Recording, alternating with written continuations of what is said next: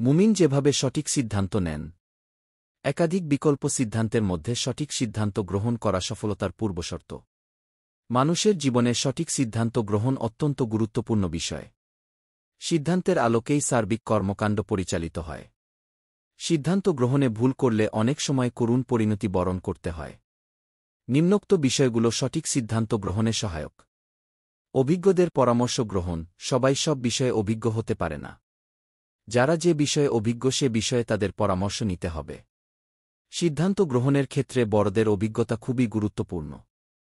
তাদের অভিজ্ঞতা ও পরামর্শ নিয়ে সিদ্ধান্ত গ্রহণ করলে ভুলের আশঙ্কা কমে যায় এবং সঠিক সিদ্ধান্তে পৌঁছা সহজ হয়।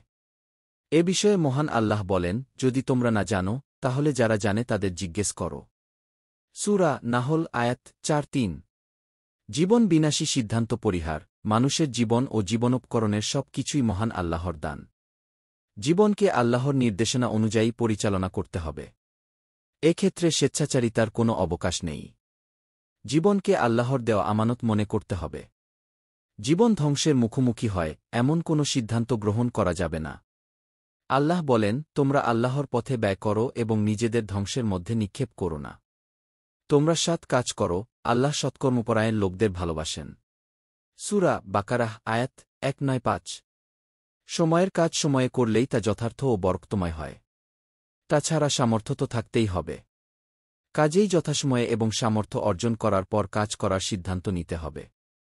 যেমন বিয়ের সিদ্ধান্ত নেওয়ার ক্ষেত্রে হাদিসে বলা হয়েছে, হে যুবকরা, তোমাদের মধ্যে যারা বিয়ে করতে সক্ষম তারা যেন বিয়ে করে নেয়। কারণ বিয়ে দৃষ্টি আনত রাখতে ও লজ্জাস্থানের হিফাজতে অধিক কার্যকর।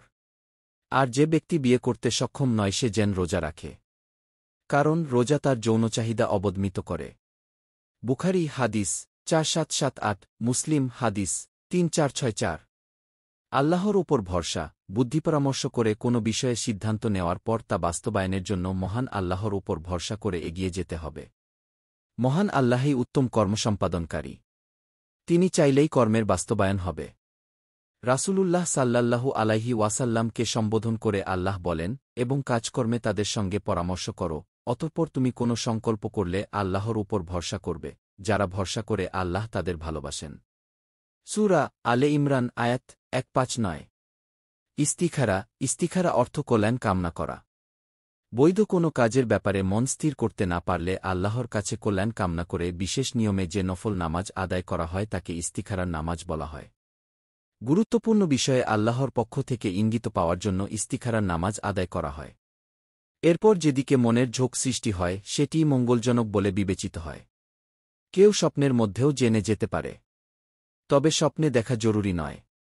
ইস্তিখারার নামাজ প্রসঙ্গে হাদিসে বলা হয়েছে, জাবির ইবনে আবদুল্লাহ রাদিয়াল্লাহু আনহু বলেন, রাসূল সাল্লাল্লাহু আলাইহি ওয়াসাল্লাম আমাদের গুরুত্বপূর্ণ কাজে সিদ্ধান্ত গ্রহণের ক্ষেত্রে কোরআনের সূরা শেখানোর মতো ইস্তিখারার নামাজ শেখাতেন। তিনি বলেন, তোমাদের কেউ যখন কোনো কাজের ইচ্ছা করে তখন যেন ফরজ ছাড়া ২ রাকাত নামাজ আদায় করে, অতঃপর নির্ধারিত দোয়া পাঠ করে। বুখারী হাদিস ১১০৯, আবু দাউদ হাদিস ১৫৪০, ইবনে মাজাহ হাদিস ১৩৮৩। পরিশেষে বুঝে শুনে সিদ্ধান্ত গ্রহণ করতে হবে এবং আল্লাহর উপর ভরসা করে তা বাস্তবায়নে চেষ্টা চালিয়ে যেতে হবে। জীবন আল্লাহর দেওয়া বড় নিয়ামত।